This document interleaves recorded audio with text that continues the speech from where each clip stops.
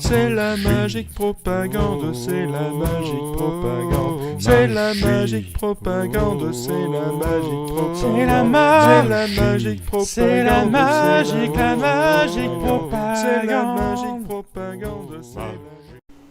Parlons maintenant un peu des pioches. Alors voilà, ça c'est un truc qui a quasiment pas changé depuis le début du jeu. Vous avez 4 pioches, une par quartier. Chaque pioche a sa thématique mécanique.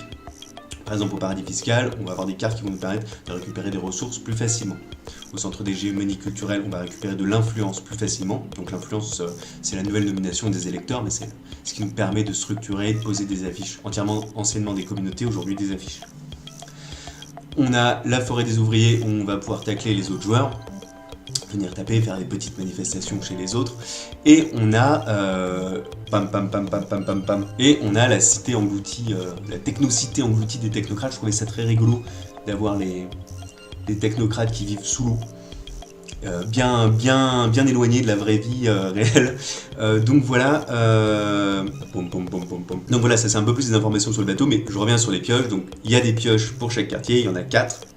Ces pioches ont un pictogramme de quartier. En fait, c'est des petits bonhommes comme ça.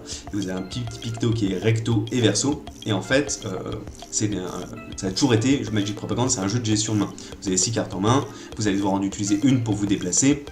Elles ont toutes une valeur de déplacement différente, donc il va bien falloir la choisir, sachant qu'il y a des. Si vous l'utilisez pour vous déplacer, vous ne pourrez pas l'utiliser pour son effet, ni pour la sacrifier pour son pictogramme.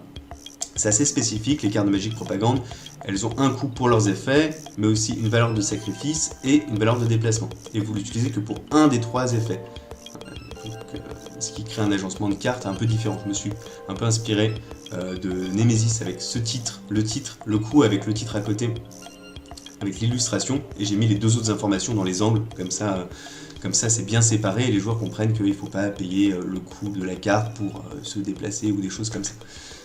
Donc on va avoir des cartes en main, on va les utiliser pour se déplacer, ensuite on va vouloir jouer des effets de cartes, on peut jouer autant de cartes qu'on veut pendant son tour, et le cœur de Magic Propagande, et ce qu'on perdait un peu dans la version alternative deck building, mais le cœur de Magic Propagande, ça a toujours été de la cascade. C'est-à-dire que vous allez jouer une carte qui va vous permettre de récupérer telle ressource, qui va vous permettre de jouer telle carte que vous allez jouer pour piocher une carte comme ça qui a ce symbole qui va vous permettre d'être sacrifié avec l'autre carte là pour activer l'effet là. En fait c'est de la cascade. Jouer des cartes qui permettent de jouer des cartes, qui permettent d'activer des effets, qui permettent d'activer des effets, qui permettent de gagner des ressources, qui permettent de jouer des cartes.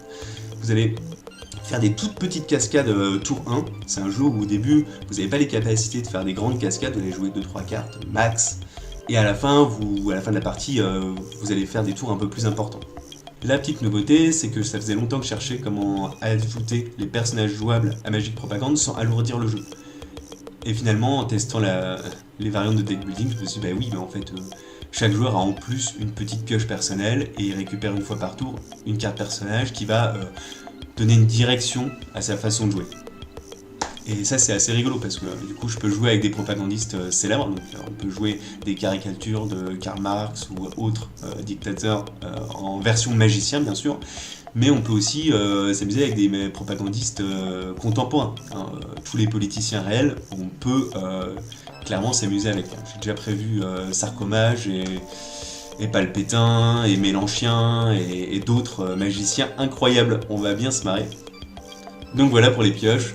Ça n'a pas beaucoup bougé. La seule chose qui va encore changer, là je vais vous afficher une carte, c'est que je vais essayer de changer le design du coup, ce petit rouage derrière le cou. Ça marche pas, ça fait pas ressortir le coup assez bien, donc on va mettre un petit truc avec une opacité, enfin on va bidouiller quelque chose, je verrai avec vous. Dès que j'ai un doute de toute façon en termes de design, je fais appel à la communauté, vous avez l'habitude que je vous sollicite pour des choses d'ergonomie, donc je vous solliciterai encore pour ce détail là.